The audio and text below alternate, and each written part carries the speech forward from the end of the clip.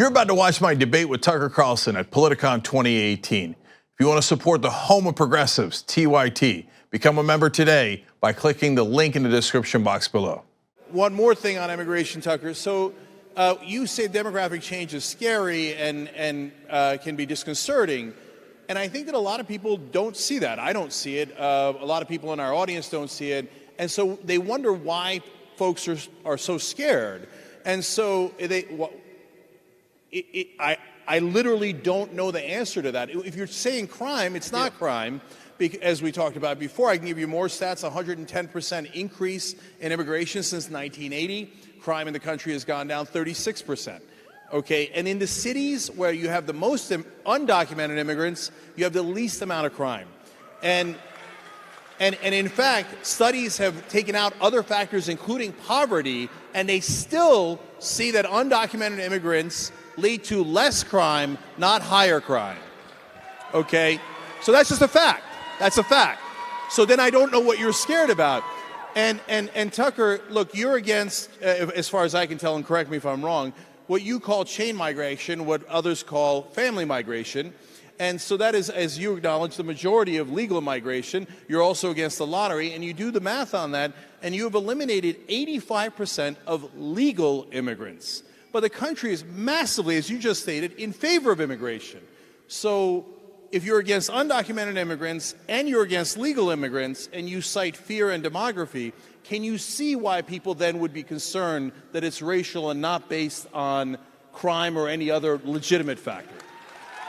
I guess. I mean, in my case, I mean, I don't want to be defensive or anything. I don't think I really am very defensive, but I don't actually think that there's a real, I mean, look, I sincerely appreciate this because I like an actual adult debate with a smart person about this, but I see that so rarely.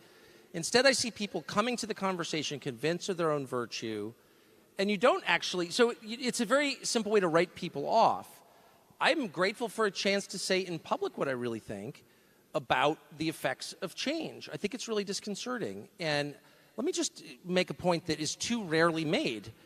And that is that if you have a big, diverse country like this, 320 million people, no majority of anything, right, in the country, and you're running it, or you're sort of seeking to influence people who run it, like you and I are, then you really have to think about, like, what are the most important questions? Do countries hang together just through inertia, just because they do? No, they don't, actually. Countries tend to sort of break apart. They spin out into component parts. It's, you know, it's the story of history. And so what do you need in a country where no overwhelming majority has really anything in common? Well, what you need is a unifying culture, actually. A set of ideas. This is very obvious. This is not like, you know what I mean? This is not applied physics, okay? It's super simple. It's true in your life. If you have, like, nothing in common with your spouse, does it make your marriage stronger? Like, we don't even speak the same language. We love each other more. You know, please. It's not true of businesses or military. It's not true of anything because it's just not true. So it's not an insurmountable problem. And we've had this is not the first time we've thought about this in the history of the country. We thought about it a lot during the Progressive era. What do we all have in common? And at the time we decided, well, we have our founding documents, the Bill of Rights, we have patriotism, we have English. And so those are the three, and I think this is sort of perfectly great set. Maybe you've got other ideas, okay? The point is not what are those things. The question is you must have those things. And if you don't, you're going to break apart. And maybe not now, but at some point you will, because why wouldn't you? So I would argue that the very idea of multiculturalism is insane as an organizing principle of a country. Not because I'm against, hold on, not because I'm against other cultures. My favorite thing is to travel and go to different cultures. I think they're super interesting, and a lot of them are great, maybe some better than ours. That's not the point I'm making. I'm saying as an organizing principle of your country, you need to have a common culture. Another word for a collective set of beliefs. And I sincerely think, just based on being a lot of places around the world, that language is a key part of that. And that used to be, you keep referring to our earlier big wave, the industrial wave of immigration that we had. The key thing that we demanded was fluency in English. Key. Not because we were English chauvinist. English is not a racial category. It's a language shared by people of all kinds of different cultures. It's the language of Nigeria, okay? It's just a language. But language is the thing that holds more than anything else. And ask anybody who grew up in a multilingual country How about a Canadian, not that far away? What happens when you have competing languages? You have inherently division. This is not, slow down, this is not a Republican or Democrat or right-wing or left-wing issue. It's a total common sense issue that has been obscured for reasons I honestly don't understand, maybe by demagogues on both sides, but it doesn't matter, it's true. So if you're gonna have huge country-changing levels of immigration, comma, and we do, comma, you need to make absolutely certain that everybody of every color and every religion is united in at least something beginning with language. Duh. So, Steve, sorry. What? Yeah. So, I think this goes to the core of the issue, and I think this is a really interesting conversation.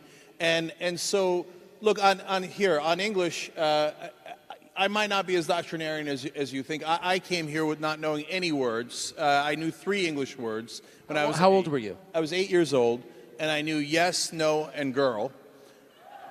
That's it. And they threw me into the deep end, and I did not do English as a second language, and you pick it up quickly. And so I get that we have to have a unifying language. India has a unifying language. It's also English. And so I think that there is a reasonable way to do that. I don't think that you have to throw everybody into the deep end, especially if they didn't come at the age of 8. And everybody has a different perspective, and there's a way of easing into that. But when we talk about culture, well, America's culture is not unicultural. It is, by definition, multicultural. That is our culture. So, I mean, look at all the things that we consider really American. Pizza, Italian, right? Jazz, African American. And I can go on and on, especially in the food category. So, and you famously, Tucker, the other day said that tacos are American and not Mexican. Yes, they are. That's Right. the point. Yes. We've brought them in. They're part of American culture now. That's the point. But Tucker, that's my point. But think about it, Tucker, that we brought all those things in, Yes. and they are now part of our multicultural culture. Okay, so look, perhaps we're having a debate over word definitions, or perhaps my verbosity has obscured what I'm really trying to say. But what I'm trying to say is, if you have a country, any country, particularly a huge and complex country like ours, where there's no unifying fact, okay? Most countries have, settle down for a second, I'll be right there. Do you know what I mean? Like that is potentially a vulnerability for us. I don't think it needs to be, but we need to address it thoughtfully. You have to have, of course, I'm totally opposed to stamping out anybody's culture, or telling anyone what to believe. I'm just saying the very most obvious thing, which you must have something in common with everyone else in your country, or why would you be a country? And if you don't think that, you haven't thought about it very much. That's all I'm saying.